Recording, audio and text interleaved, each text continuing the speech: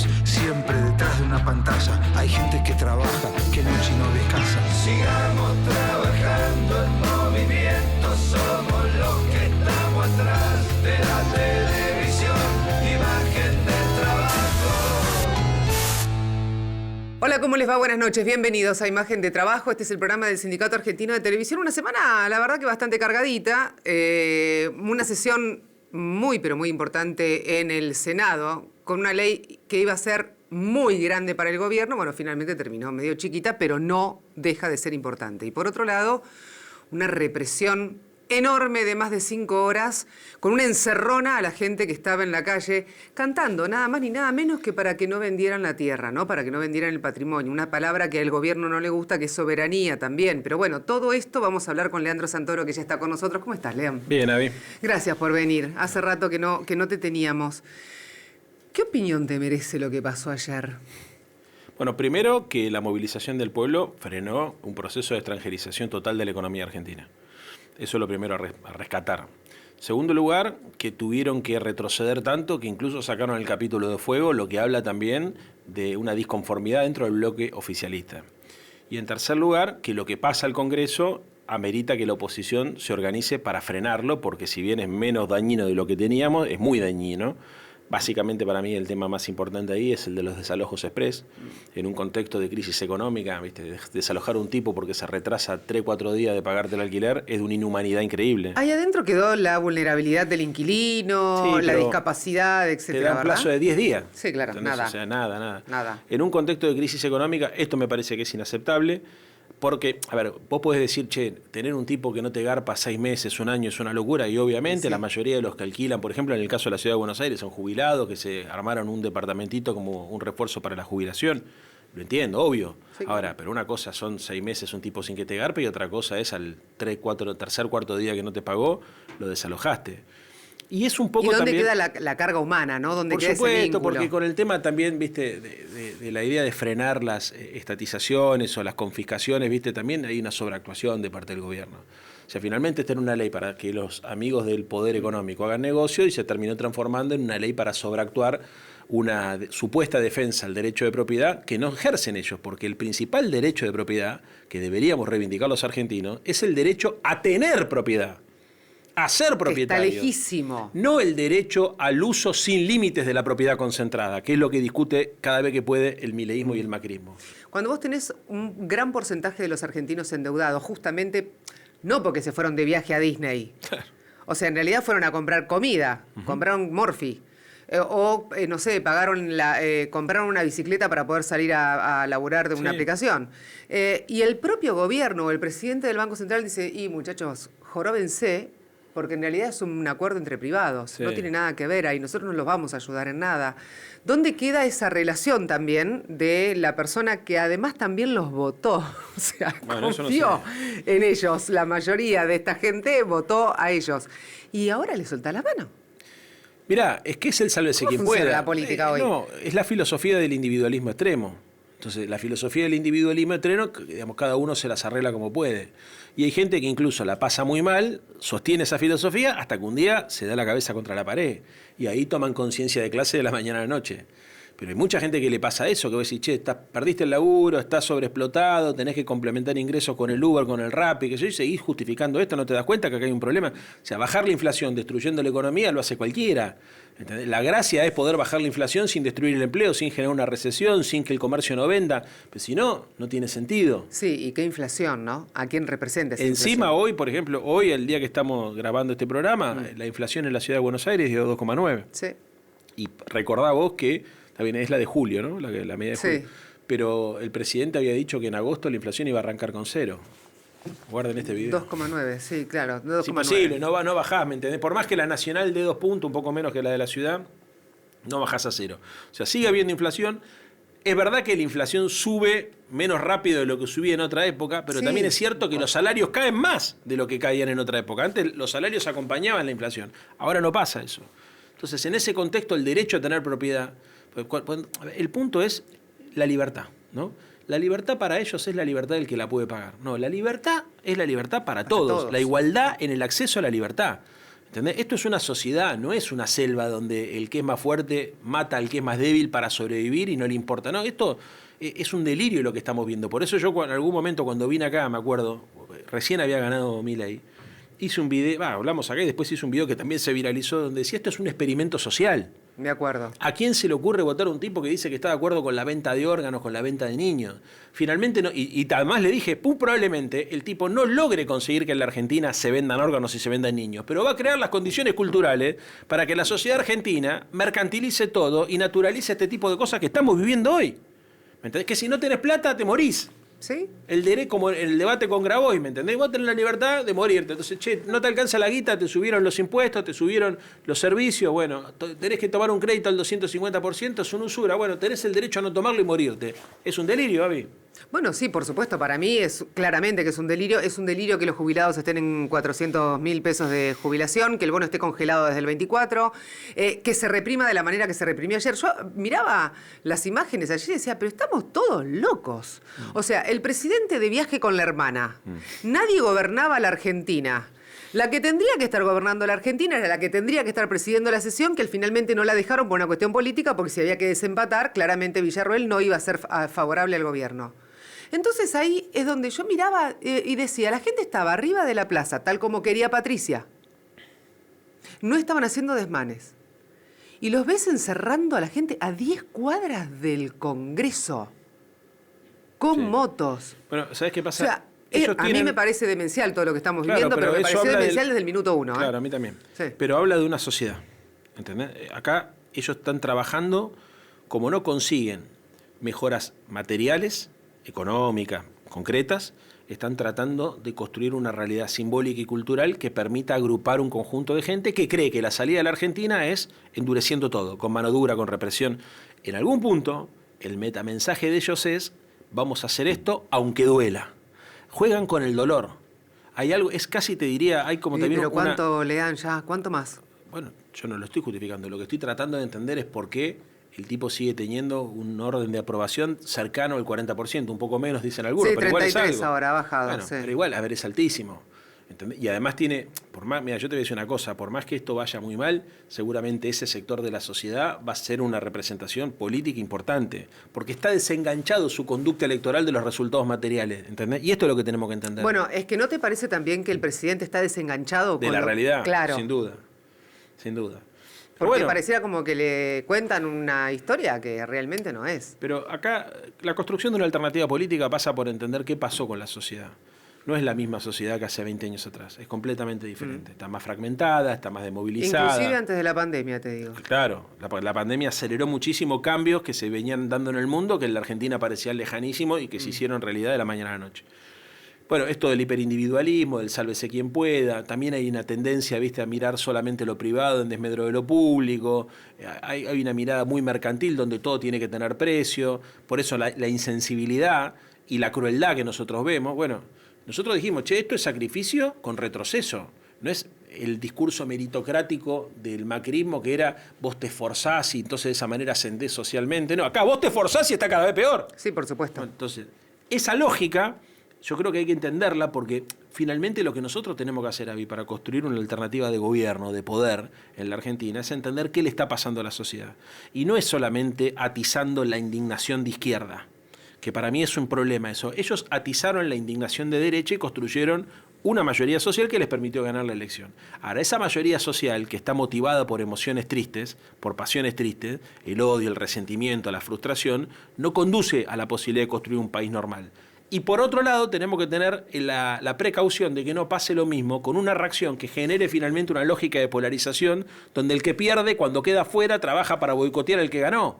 ¿Entendés? Porque esto yo ya lo he visto, lo hemos visto en Estados Unidos, lo hemos visto en Brasil. Cuando la ultraderecha pierde, no es que se va a la casa y te dice, uy, tenés razón, mala mía, me equivoqué. Se queda y trabaja para boicotear al que viene. Bueno, es el trabajo que está haciendo Milei, o sea, yendo a todos los países en donde la derecha ha ganado, porque si mirás el mapa de Latinoamérica, realmente tiene mucho. Vamos a ver qué pasa en Brasil. De todas maneras, los números dicen que Lula tiene una gran diferencia. Sería tremendo ya. Claro, ya se pintaría de violeta, entre comillas. No, a ver, esto es muy sencillo. La ultraderecha en el mundo tiene coordinación. hay un internacional de la ultraderecha que tiene financiamiento externo, etcétera. Y además están asociados, hay una alianza entre la ultraderecha y el poder tecno-oligárquico. Los Peter Thiel de la vida, los Elon Musk, etcétera, que tienen una idea de la vida, de la sociedad, completamente diferente a la que tenemos nosotros. Ellos dicen la libertad y la democracia no son compatibles. Es libertad o democracia. Cualquiera de nosotros, los que tenemos más de 40, 50 pirulos, yo supongo que los pibes que están formados y que han leído también lo saben, siempre se asoció la idea de la libertad a la idea de la democracia. Por supuesto. Bueno, ahora estos tipos desenganchan una idea y dicen, el problema, el mercado no reemplaza al Estado, el mercado reemplaza a la democracia. Hay que reemplazar a la democracia con el mercado, con algoritmos. O sea, hay que construir un gobierno donde sean los CEOs, los tecnoelitistas, los que definan de qué manera se organiza la sociedad. Obviamente el débil perece y muere. Entonces, todo esto es muy perverso y esto es lo que está atrás, pero esto a lo concreto, Super Riggi, ley de tierras, la ley de glaciares, responde a este modelo. La modificación de la ley de sociedades no humanas, que es un discurso, un debate que generó incluso... La reforma laboral. La reforma laboral, pero la reforma laboral, podemos decir, es como clásico en la derecha. En los 90 también. Acá vienen un conjunto de reformas y están pensando en un conjunto de reformas en función de una redefinición total de la sociedad, económica, política, cultural. Bueno, que empezó con el DNU 7023. Ahora, Exacto. ¿por qué no se trata el DNU en diputados? ¿El volteo? Sí. Porque Milei tiene mayoría. Es así de simple. Bueno, pero antes de la legislativa estaba un poquitito más acorde a lo que Podemos hoy. No, porque, a ver, mira, yo cuando era diputado nacional, nosotros éramos 95 diputados. Sí. Y vos, el número que tenés que tener para iniciar una sesión es 127. Sí. Entonces, mira, probablemente muchos de los... Hay mucha gente que ¿No especula. se llega a hacer acuerdo en diputados, Lean?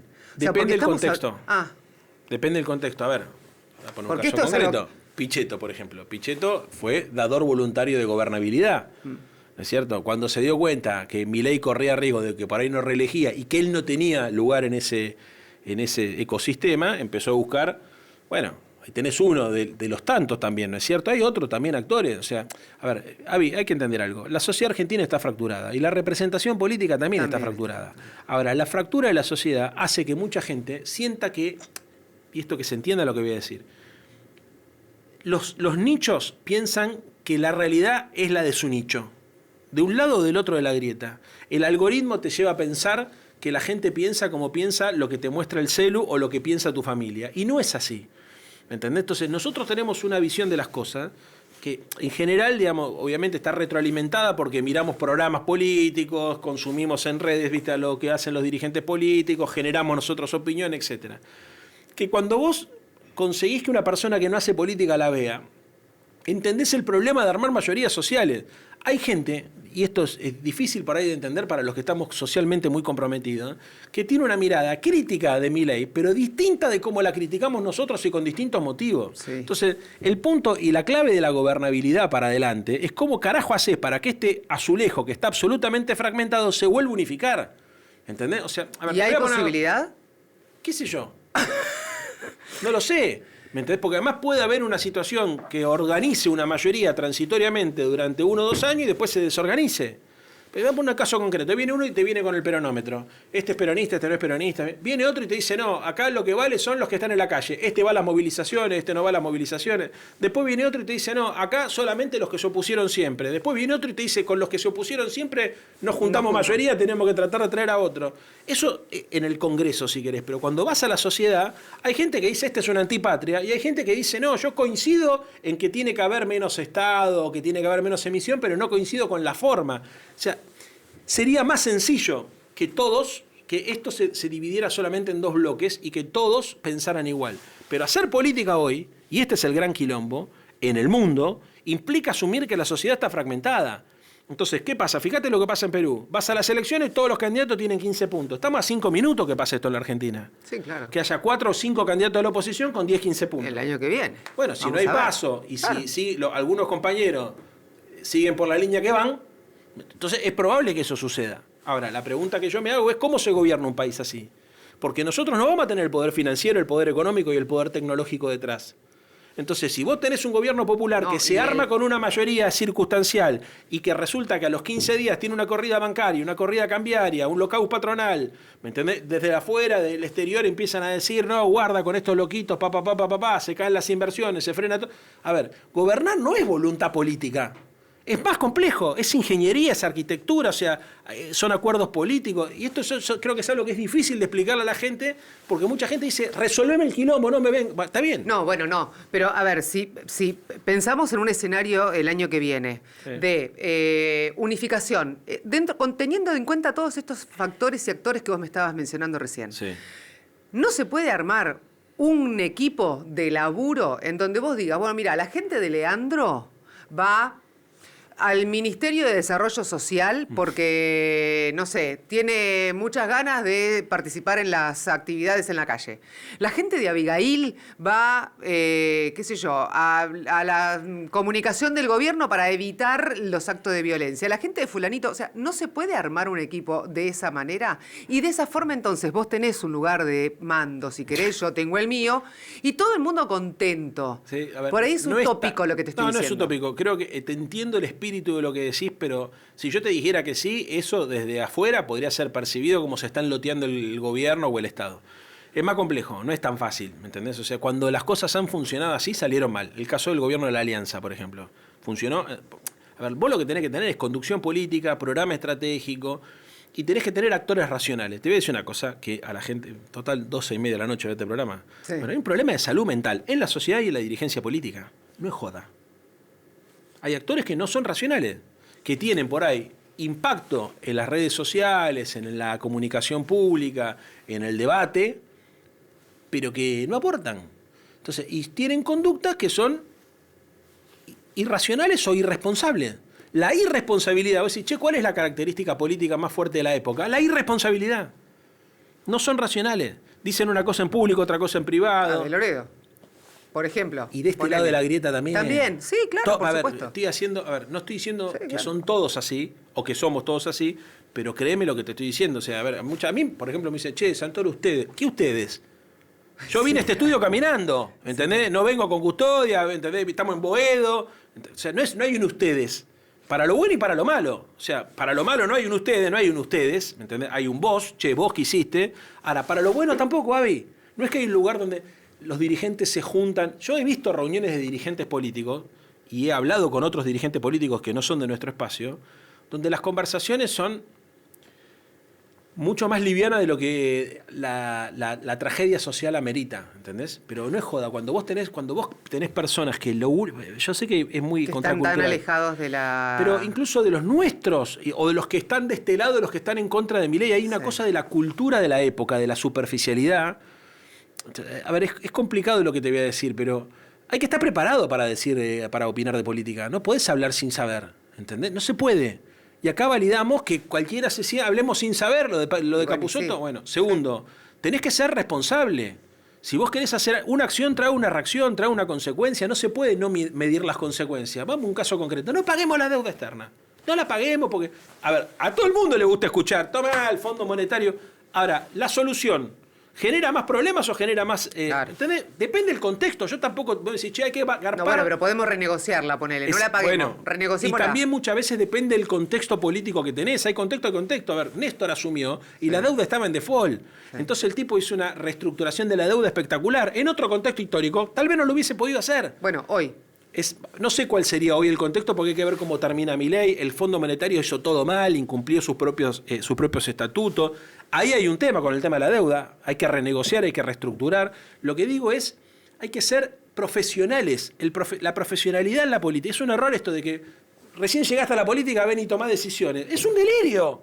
En ningún país del mundo pasa. Porque para tomar decisiones políticas... Vos tenés que saber cuáles son las consecuencias que va a traer eso en los años. Entonces, en el fondo lo que te estoy tratando de decir es, mirá, no es comunicar hacer política, Gaby. No, claramente que no. Pero no te lo digo solamente a vos, se lo digo también a la gente. Claramente que no. Este comunica re bien, dice todo lo que... O esta, por cualquiera, varón o mujer, dice todo lo que yo siento. Ahora, ¿vos te pensás que eso se traduce después en lo que necesita un país? Un país, ¿sabés qué? A ver, un presidente, Lula, uno pone el ejemplo de Lula, pero Fernando Enrique Cardoso es un presidente para tener en cuenta, un tipo que ayudó muchísimo a crear las condiciones para que sea Lula. cuadro político, gente que estudia. Bueno, Lula, desde su experiencia personal también. Sí, claro. En la Argentina hemos tenido Antonio Cafiero, Raúl Alfonsín, Roberto Labaña, personas muy... Bueno, a ver, te gusta más o menos Cristina, pero Cristina Kirchner es una mina que sabe todo. Debe estar ahora... 10 pasos adelante. Pero sabe lo que pasa en el mundo. ¿Entendés? Decime uno de la oposición que esté en esas condiciones. No. De hecho, Y te no diría, veo ninguno... y de este lado no sé cuánto. Bueno, eso es lo que te iba a decir. Me ganaste de mano y te digo, de este lado tampoco veo a alguno que esté en esa situación, ni tampoco veo a ninguno que tenga la posibilidad de liderar todo el espacio. No, hoy no hay. Hoy no hay fuerza. O sea, ese bastón de mariscal que en algún momento... ¿Sabés qué tiene que haber? ¿Qué? Es una propuesta que yo vengo trabajando. Así como hay una mesa política del gobierno, tiene que haber una mesa política de la oposición. ¿Y Y bueno, qué respuesta tuviste? como todo en la vida, te dicen todo que sí, después las cosas no pasan. A ver, nadie dice, no, está mal. Porque, a ver, no es el peronismo. Porque si es el peronismo, nada más, ¿qué peronismo? ¿El peronismo del PJ o el peronismo cordobés? Bueno, es lo que te estaba diciendo Segundo, hoy, y Miriam, sí, claro. porque es todo un delirio acá, ¿viste? Vamos, Sí, un claro. día hay gente que dice hay que hacer un acuerdo con... Hay que traerlo a Pichetto y otro día la misma gente te dice hay que hacer un acuerdo con Miriam Bregman. ¡Me vuelven loco! A ver si entendés. Pongamos claro que las cosas como son. No se hace todo así, no es que tirás al aire para comunicar. ¿Cuánto like tiene esto? Tanto, bueno, tirémoslo. Esto es profesionalismo y coherencia y convicción. Bueno, lo que pasa es que también me parece que ahí el nivelar para abajo que hoy vemos en la Cámara, porque convengamos que los nuevos diputados que llegaron, o sea, de La Libertad Avanza, no conocen reglamento siquiera, ni siquiera se interiorizaron en para qué están ahí sentados, en realidad. Muchos de ellos no tienen ni idea. O sea, veíamos a una diputada que llamaba a votar cuando era que vayan con la boleta en la mano y era la boleta electrónica, Sí, o sea, sí. que ni siquiera sabía. Pero de todas maneras, o que desconocen lo que dicen los propios proyectos que salen de su despacho. O sea, eso también hace que esta discusión que vos me estás mencionando tampoco se puede llevar a dar, se lleve a cabo como corresponde. Porque del otro lado pasa lo mismo Porque que de este lado. Se eso premia, mismo. a ver, se premia la comunicación. Era Y en los no 90, es la gestión. la gestión y el conocimiento. Exacto. O sea, a ver, en los Ahora- 90 eran los deportistas, ¿me entendés? Porque lo importante era ser popular. Ahora son los influencers o son los que dan bien en las redes. O los que comunican bien una idea. Que en general la idea que comunican es de odio. ¿Entendés? O sea, ¿qué es lo que...? Yo no soy peronista. Entonces, como yo no soy peronista, yo hago mierda el peronismo y con eso conecto con la gente. Y esa conexión dicen que es representación. Es todo un delirio ese circuito de razonamiento. ¿Me entendés? O sea, vos no... En el la medio de la representación, a ver, no puede... Milei representa una racionalidad emocional. Una racionalidad emocional negativa. Son todas emociones negativas. ¿Entendés? La racionalidad se construye sobre principios, sobre ideas. ¿Entendés? Tiene que guardar coherencia. ¿Entendés lo que te digo? O sea, bueno, pero es que hay un punto donde la política también se termina utilizando como un entretenimiento, el consumo de política como un entretenimiento. Bueno, este gobierno lo hizo muy bien. No, y viene de para atrás sí, también. es cierto, es cierto. Bueno, con Alberto teníamos a Dylan. Todo, y toda pues, esa historia. pero no solamente, a ver, era Alberto, era Macri. A ver, yo creo que hubo un cambio cultural también a partir del 2010-2011 en el mundo, porque no es algo que pasó en la Argentina. De hecho, Donald Trump gana en el 2016, ¿no? Hay ahí una cosa, hay un cambio profundo, digamos, en la comunicación política. Tiene mucho que ver con las redes sociales, con el algoritmo, con los memes, ¿entendés? O sea, no es porque es un problema de los políticos. Y a mí lo que me da cringe, como dicen los pibes ahora, es ver tipos que utilizan la palabra cringe para conectar con los pibes, ¿me entendés? O sea, hay que no sé ni entender... de qué se trata el cringe yo todavía. Después me lo que vas a da explicar. locura, sí. Tenemos que irnos, me quedaría hablando con vos un montón, pero tenemos que irnos. Por sí o por no, mes que viene se trata la ley de inviolabilidad, ¿no? Sí. ¿A favor o en contra? En contra. En contra, a Obvio. pleno. Gracias, Lean, un placer. La década del 90 ha dejado varios hitos en la historia. Uno de ellos va a cumplir 32 años. Es del año 1994. ¿Sabés cuándo fue? La primera manifestación popular, liderada, obviamente, por gran parte del sindicalismo argentino, del movimiento obrero, donde se desarrollaban ollas populares en Plaza de Mayo. Ollas a donde iban a comer gente que no tenía la posibilidad de comer, porque no alcanzaba, porque no había plata. ¿Te suena algo parecido a lo que pasa hoy? Bueno, se cumplen 32 años de la primera olla popular, el primer movimiento del movimiento, valga la redundancia, obrero, Reitero, en Plaza de Mayo, dándole de comer a la gente. Así cuenta la historia.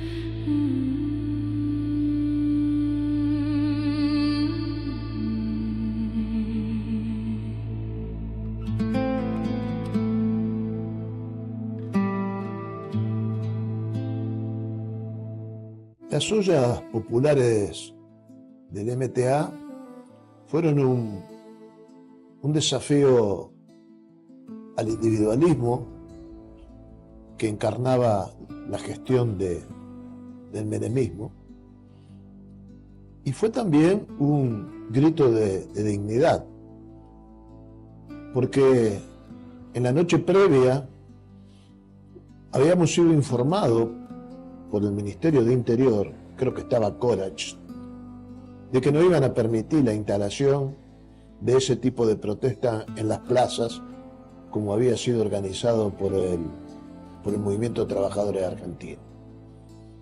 Recuerdo que las plazas estaban divididas en tribunales, donde estaba Piumato y otros compañeros, en 11, donde estaba el compañero Juan Manuel Palacios, en el Congreso, donde hubo el epicentro de la represión a cargo de camioneros con Hugo Moyano al frente, y en Constitución, donde estábamos nosotros. A media mañana marchamos hacia ese lugar, pusimos los mecheros y empezamos a preparar la comida, y antes de que pudiéramos organizar la mesa para darle de comer a nuestros compatriotas, apareció la Guardia de Infantería y impidió muy violentamente que pudiéramos seguir organizando la mesa, y la mayoría de nuestro consejo directivo fue detenido. Hubo algunos bastonazos y nos llevaron a todos detenidos a una de las seccionales próximas a Constitución, hasta que por la tarde, con la intermediación del senador Galván de la Unión Cívica Radical, fuimos puestos en libertad. El hecho, que puede ser uno de los infinitos episodios que ha tenido la lucha de la clase trabajadora argentina, tuvo fuerte repercusión mundial, porque se vio cómo se volcaba el alimento y cómo se ejercía la más violenta represión sobre los trabajadores, que lo que pretendían era demostrar, primero, que en la Argentina había hambre, y segundo, que el programa económico que se estaba aplicando indudablemente afectaba a los sectores populares. Las calles de Buenos Aires otra vez volvieron a ser el escenario de una de las expresiones de fe, de dignidad, las más conmovedoras de toda nuestra historia, se podría decir reciente, lamentablemente. Fue una jornada, la de San Cayetano, marcada por la devoción profunda, la fe inamovible de la gente, pero también algo que hoy vivimos y con mucha presencia, que es la urgencia social. Una multitud fue la que se movilizó, era una multitud imponente la que se convocaba en las puertas del santuario de San Cayetano en Liniers. Esto comenzó a las primeras horas de la mañana del viernes, ya había gente esperando también y haciendo la tradicional fila para poder llegar más temprano a la bendición, ya sea de las herramientas de trabajo, a agradecer, muchas familias agradeciendo por justamente tener comida, tener trabajo. Un río humano, eso es lo que veíamos en las imágenes que permanentemente mostraban, y de la cantidad de gente que marchaba hacia también la histórica Plaza de Mayo, una movilización de paz, de pan, tierra, techo, trabajo. Esto que impulsó en algún momento el Papa Francisco, las columnas de la CTA, de la CGT, de todos los sindicatos, por supuesto el SATSAID presente como siempre, son las que sufren el impacto hoy de todas las medidas de ajuste que está llevando a cabo el gobierno. Nos vamos a ir a Bahía Blanca. ¿Por qué? Porque se viene la 10ª edición de la carrera 7K Carlos Arrigoni. Mirá. La verdad que estamos súper contentos de poder llevar adelante la 10ª edición de la carrera Carlos Arrigoni. Un homenaje que venimos haciendo desde hace muchísimo tiempo. Es una carrera importantísima que, como siempre decimos, tiene 3 fines. Primero, solidaria, es decir, todo lo que recaudamos lo destinamos a una entidad. Festejamos el Día del Trabajador de Televisión, por eso lo hacemos en agosto. En este caso cae domingo 9 de agosto. Y por supuesto, homenajear a una de las personas más importantes que tuvimos en la seccional. Invitamos a todos los trabajadores de todo el país que puedan ser parte, que apuesten al deporte, que corran, que es una carrera hermosa. Así que invitamos a todos a que sean parte de esta nueva edición. Y sí, la verdad que vale la pena, te lo digo porque estuve presente, no corrí claramente, pero de todas maneras vi el comportamiento de los compañeros, las compañeras y de la gente que va porque tiene ganas de correr y pasar un rato en familia. Es hermosísimo Bahía, los chicos de la seccional Bahía Blanca con Licho a la cabeza, la verdad que son geniales, así que no te lo pierdas. Si tenés la posibilidad, el domingo 9 andá y pasá un lindo fin de semana en Bahía y en familia, que es lo más importante. Nosotros nos vamos, nos encontramos la semana que viene, pero todavía queda un poco más de imagen de trabajo. ¿Por qué? Porque viene nuestro amigo Dani Fava con toda la información del Social Atlético Televisión. Chau, gracias. Pero muchas gracias, Avi querida, y vamos a meternos en el bloque deportivo de nuestro programa para empezar a ver lo que fueron las imágenes del empate que el fútbol femenino consiguió el último fin de semana en el predio de Moreno. Fue 2-2 ante Talleres de Córdoba. Arrancó complicado el partido, ya que la T se puso en ventaja 2-0. Rápidamente el equipo cordobés sorprendía y se ponía en ventaja, pero las futbolistas del Social Atlético Televisión lo dieron vuelta y ratificaron este gran arranque del torneo que tienen las jugadoras de la tele. El equipo de Basualdo llegó al empate con goles de Agustina Núñez y de Lara López. Ellas fueron las encargadas de empatar el partido para el equipo de la tele, que la próxima fecha jugará de visitante ante Huracán. Esto será el próximo martes a las 3 de la tarde. Y hablando ahora del fútbol masculino, tenemos que decir que el equipo de Chicha Tavio perdió en su visita a Gleu. Perdió 2-0 ante Defensores de Gleu y de esta manera también perdió la punta de la zona A, ya que ha quedado en segundo lugar. El líder ahora es Deportivo Metalúrgico con 22 puntos. El SAT ha quedado a una unidad del equipo puntero de esta zona. La próxima fecha del Social Atlético Televisión en el masculino es hoy a las 3 de la tarde como local y ante Náutico Acoag. Así que al equipo de mi amigo Tuni Coleman y compañía los esperamos y van a ser muy bien recibidos en el predio 12 de agosto. Y para cerrar, tenemos esta triste noticia que comunicar, ya que una compañera, quien fuera delegada del fútbol femenino, hablamos de Jessica Ovalle, ha fallecido lamentablemente en las últimas horas, una compañera que permanentemente ayudó y colaboró a todo lo que tenía que ver con el fútbol femenino en sí, siendo delegada de la institución, pero además en otras áreas del club. Así que lamentablemente tenemos que comunicar esta triste noticia, mandarle un fuerte abrazo a su familia y que en paz descanse.